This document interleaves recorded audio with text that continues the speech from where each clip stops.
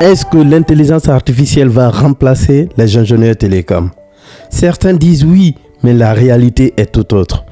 Aujourd'hui, je vais vous montrer ce que l'IA peut réellement faire dans les télécoms et surtout ce qu'elle ne peut pas faire à la place des ingénieurs.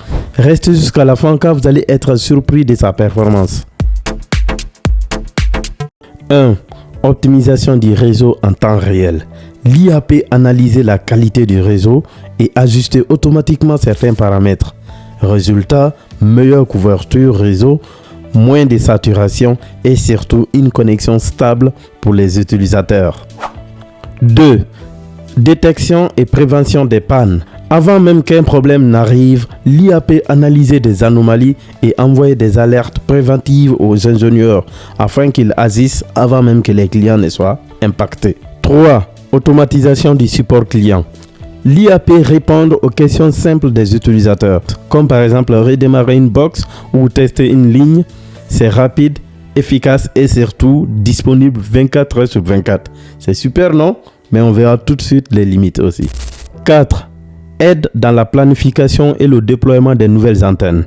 L'IA peut analyser la densité des populations, la consommation de la data et la couverture existante pour proposer les meilleurs endroits possibles pour le déploiement des nouvelles antennes. Passons à présent par ce que l'IA ne peut pas faire. En première position, c'est de remplacer l'ingénieur télécom.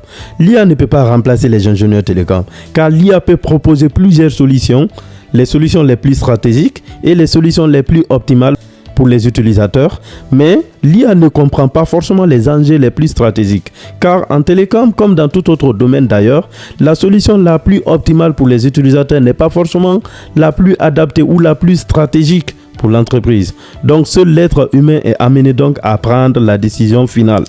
L'IA peut aussi proposer des solutions en fonction des données erronées, car l'IA propose des solutions en fonction de ses inputs. Si ces inputs sont erronés, l'IA ne peut pas se rendre compte, car l'IA ne connaît pas la réalité.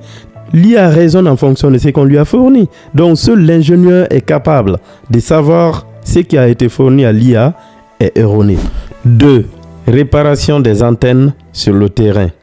Si une antenne tombe par exemple par l'effet de la tempête ou autre cause naturelle, l'IA ne pourra jamais la remettre debout. Donc, il faut les techniciens pour intervenir physiquement. 3. Prise de décisions stratégiques et réglementaires.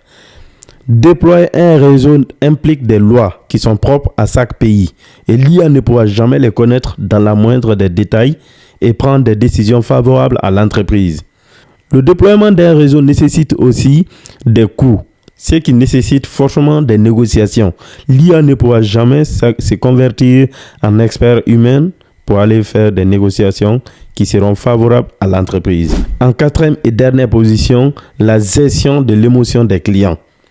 Si un client est en colère, le chatbot ne pourra jamais remplacer la discussion avec un conseiller humain. Il y a des choses, seule l'empathie humaine est capable de les résoudre. Ce sont des choses que l'IA ne pourra jamais gérer, ou du moins pour l'instant. En conclusion, l'IA est un outil ultra puissant, mais elle ne remplacera jamais l'expertise humaine, ou du moins pour l'instant. Elle aide, elle automatise, mais les télécoms ont encore besoin de nous.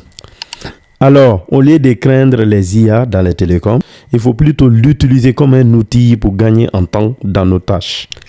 Et vous, qu'en pensez-vous? Vous pensez que l'IA va plus loin? Ou vous pensez que c'est juste un atout en plus? Dites-moi ce que vous en pensez en commentaire. Si vous avez aimé cette vidéo, merci de penser à la liker et de vous abonner à mon compte pour ne pas rater les prochaines vidéos. À très vite.